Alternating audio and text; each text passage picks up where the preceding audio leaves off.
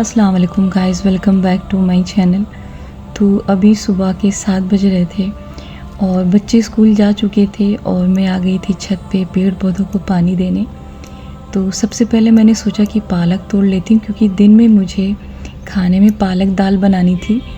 तो खैर पालक तोड़ने के बाद प्लान चेंज हुआ और पालक पनीर बनी। तो पालक बहुत अच्छी निकली माशाल्लाह, और बहुत बार मैंने यहाँ से पालक को काटा है। लेकिन जब बारिश हो रही थी ना, तो इसमें बहुत ज़्यादा पानी भर गया था स्टार्टिंग में और मेरी सारी पालक सड़ गई थी। बस थोड़ी बहुत इसमें बची थी, क्योंकि इन दोनों ही गमलों में नीचे होल नहीं था। तो पानी जब भर जा रहा था ना, तो पानी ड्रेन नहीं हो पा रहा था।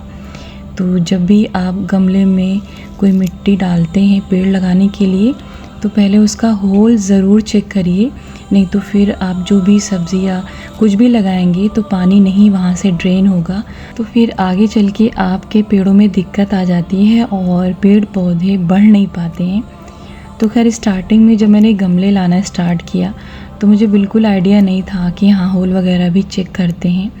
फिर बाद में जब मैंने नोटिस किया कि पानी भर रहा है और इस तरीके से पालक सड़ रही है, तो अगर मैं इन गमलों को पलट के होल करती तो सारी पालक ज़मीन में गिर जाती, क्योंकि मिट्टी पूरी तरीके से गीली थी। तो खैर कुछ दिनों के बाद मैंने उसको थोड़ा सा टेढ़ा करके होल बनाने की कोशिश की। फिर अल्हम्दुलिल्लाह काफ़ी पालक मैंने वहाँ से ली।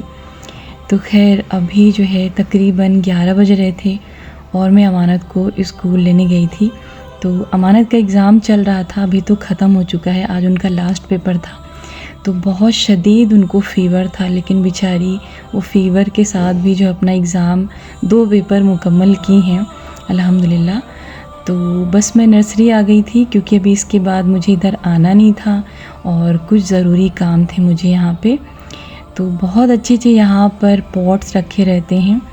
तो जब भी आपको अपने घर में कोई पेड़ लगाना हो और उसके लिए आप गमले ख़रीदें, तो या तो आप मिट्टी के गमले लें, क्योंकि मिट्टी के गमले काफ़ी अच्छे होते हैं, या फिर इस तरीके से ले लें। और सीमेंट के गमले नहीं लें, क्योंकि दिखने में बिल्कुल नहीं अच्छे लगते हैं और बाद में उसमें आपको पेंट वगैरह भी करना पड़ता है। तो फ़िलहाल यहाँ पर वॉल के पास वाइट कलर के कुछ पॉट रखे थे, जो कि मुझे बहुत ही ज़्यादा खूबसूरत लग रहे थे। और यहाँ पर छोटे छोटे वाइट कलर में थे, ये भी बहुत अच्छे लग रहे थे। तो जो छोटे छोटे रखे हैं उनके प्राइस आई थिंक 100 और 200 है, लेकिन जो भी वॉल के पास रखे हुए हैं सबके 500 हैं या 400 हैं। तो पॉट बहुत महंगे मिलते हैं, लेकिन जब भी आपको लगाना हो ना, तो थोड़ा अच्छा लें, चाहे कम लें लेकिन अच्छा ही पॉट लें। और यहाँ पर ये पेड़ ना बहुत ही ज़्यादा मुझे प्यारा लग रहा था। इसकी पत्तियाँ पूरी रेड थी, बहुत छोटा सा पेड़ था, इंडोर प्लांट है और इसको कभी कभी आपको धूप में रखना पड़ता है, लेकिन बहुत महंगा था। 300 का 400 का एक प्लांट मिल रहा था और इतनी खूबसूरत इसकी लीफ थी ना। मैं तो जब इन सारी चीज़ों को देखती हूँ ना, तो मुझे ऐसा लगता है कि अल्लाह ने कितनी प्यारी प्यारी चीज़ें बनाई हैं दुनिया में। तो खैर हम पॉट की बात कर रहे थे कि जब भी आपको घर में पॉट रखना हो ना, तो आप जो है ऐसे प्यारे प्यारे पॉट रखिए, क्योंकि ये हमेशा के लिए हो जाते हैं। और ये वाइट कलर में बहुत ही ज़्यादा खूबसूरत लग रहा था। और ये वाला पॉट थोड़ा सा महंगा था, आई थिंक 650 रुपये का था और इसका साइज़ था 20-21 इंच। काफ़ी बड़ा गमला था, इसीलिए थोड़ा महंगा था। और जब भी आपको पेड़ लगाना हो ना, तो आप जो है वाइट पॉट लीजिए, ताकि ग्रीन और वाइट का जो कॉम्बिनेशन बने ना, वो बहुत अच्छा लगे। और इसी तरीके से आप रेड कलर का भी पॉट ले सकते हैं, क्योंकि वो भी बहुत अच्छा लगता है, ग्रीन और रेड का कॉम्बिनेशन। और यहाँ पर जो पैरेट ग्रीन कलर का पॉट रखा है, उसे भी आप ले सकते हैं, क्योंकि उसका भी कॉम्बिनेशन अच्छा आता है। तो फ़िलहाल पॉट जब भी ख़रीदें ना, तो कोशिश करें कि अच्छी क्वालिटी का ख़रीदें। सीमेंट वगैरह का पॉट नहीं अच्छा लगता है। और मेरा तो फ़र्स्ट टाइम था, तो मुझे इतना आइडिया नहीं था। तो अभी धीरे धीरे मुझे ये लग रहा है ना कि नेक्स्ट टाइम जब भी मैं इंशाल्लाह चेंज करूँगी ना, तो ऐसे अच्छे अच्छे पॉट लाऊँगी। तो खैर ये है कोकोपीट, जो कि आपके नारियल से बनता है, यानी जो भी नारियल का ऊपर वाला पार्ट होता है ना, उससे बनता है। और ये है वर्मी कंपोस्ट। तो इन दोनों का मिक्सचर बना के हम सीड तैयार करेंगे, क्योंकि इसके पहले मैं डायरेक्ट मिट्टी में डाल दे रही थी तो मेरा जो है सीड उग नहीं रहा था, कुछ उग रहे थे कुछ नहीं उग रहे थे और बहुत ज़्यादा टाइम ले रहा था। इस तरीके से मेरे गमले फंसे रह जा रहे थे। तो 1 हफ्ते पहले मैं ये सारी सीड लेकर आई थी और अभी जो है हमको इनको सीडलिंग ट्रे में लगाना था। तो पहली बार जब मैंने सीड डाले थे तो इसी 2024 में फरवरी के लास्ट वीक में मैंने सब कुछ डाला था। तब मुझे कोई आइडिया नहीं था, तो टाइम तो सही था लेकिन मुझे उसके फर्स्ट वीक में लगाना था, यानी कि जैसे ही आपकी सर्दी ख़त्म होती तब लगाना चाहिए था। लेकिन हमारा पहली बार था तो हम काफ़ी लेट हो गए थे, तो बहुत सारी सब्जियां नहीं निकली थी क्योंकि गर्मी बहुत ज़्यादा थी और इस तरीके से पेड़ हमारे मर गए थे। लेकिन ककड़ी वगैरह बहुत अच्छी हुई थी। तो यहाँ पर कई सीड हम लेकर आए, यानी जो भी वहाँ पे मिल पाया हम सब लेकर आए। और इसके पहले मैंने जून के लास्ट वीक में लगाया था। तो मैंने मिर्ची और बैगन ये सारी सीड लाई थी और आई थिंक कुछ बीन्स वगैरह की भी सीड थी, लेकिन वो नहीं उग पाए। आई थिंक बीज ख़राब थी।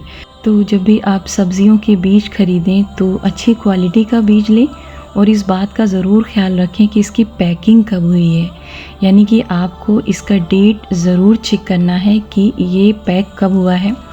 क्योंकि नर्सरी वाले कभी कभी ऐसा करते हैं ना कि बहुत पुरानी सीड की पैकेट होती है उसको वो बेच लेते हैं और उनको इस बात से कोई फ़र्क नहीं पड़ता है कि ये उगेगी नहीं उगेगी।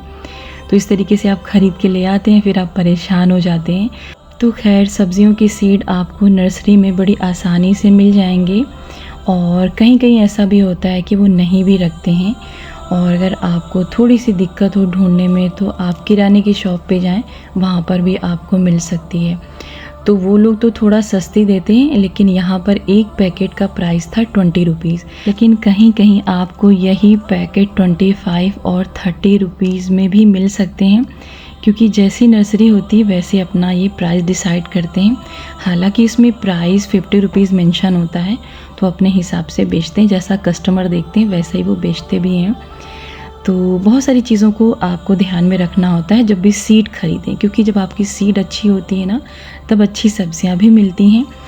तो फ़िलहाल अभी चलते हैं कोकोपीट को पानी में डालने, और ये है 1 kg और ये मुझे मिल गया था 100 रुपीज़ में।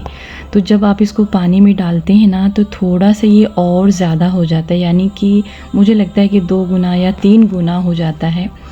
तो खैर अभी देखते हैं, अभी इसके पहले मैंने कभी नहीं किया है। और ये वर्मी कंपोस्ट जो खाद होती है ना बहुत अच्छी होती है।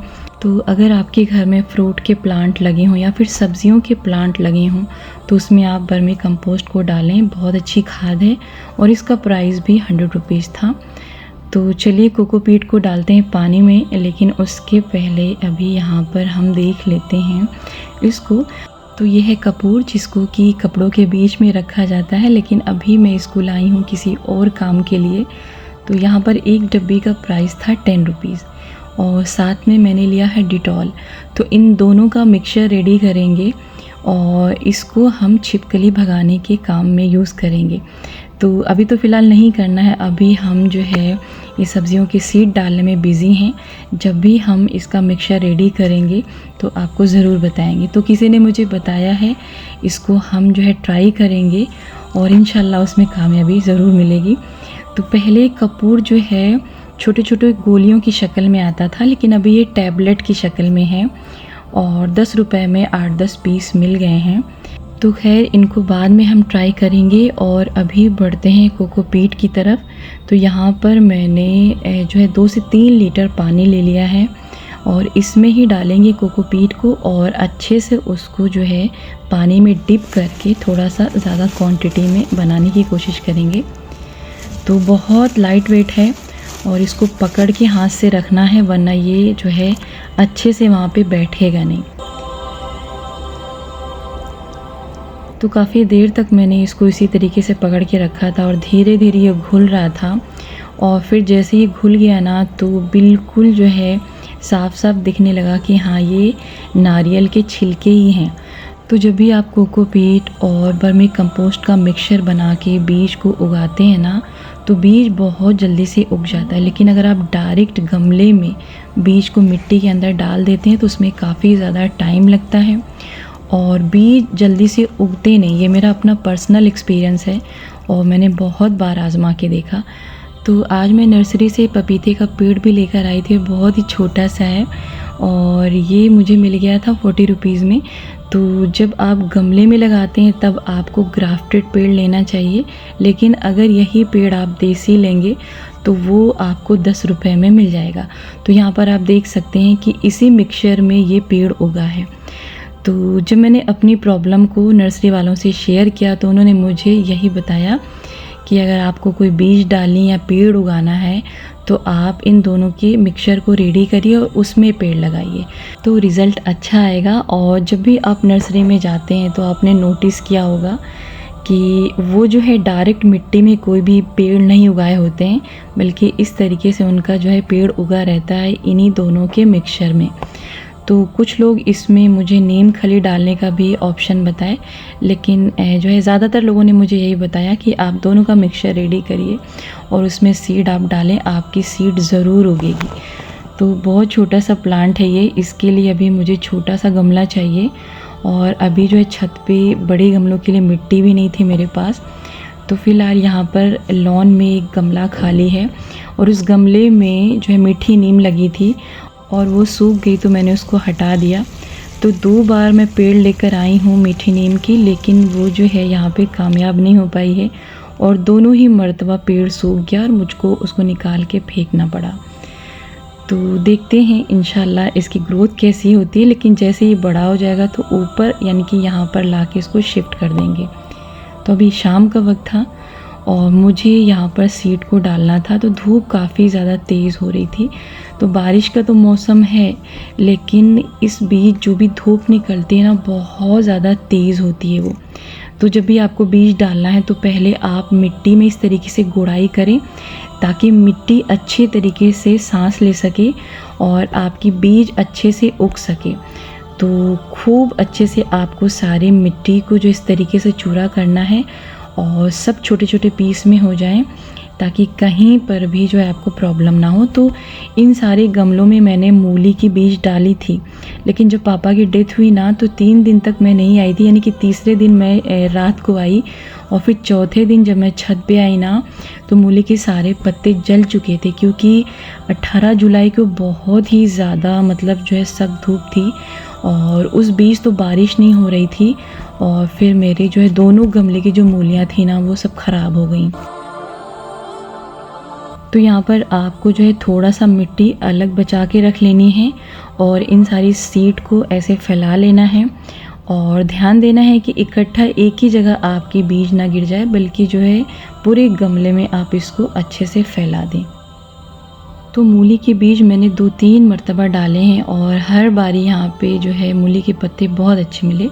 लेकिन जब भी आप पत्तों को काटें ना तो पूरे पत्तों को नहीं काटें, क्योंकि जब पत्ते ऊपर से सूख जाते हैं या आप काट लेते हैं ना तो फिर जो है मूली आपकी बन नहीं पाती और पेड़ ख़त्म हो जाता है। तो फिलहाल ऊपर से मिट्टी की पतली सी लेयर लगाएंगे और बहुत ज़्यादा आपको इसके ऊपर मिट्टी नहीं डालना है, नहीं तो आपके बीज अंदर चली जाएगी।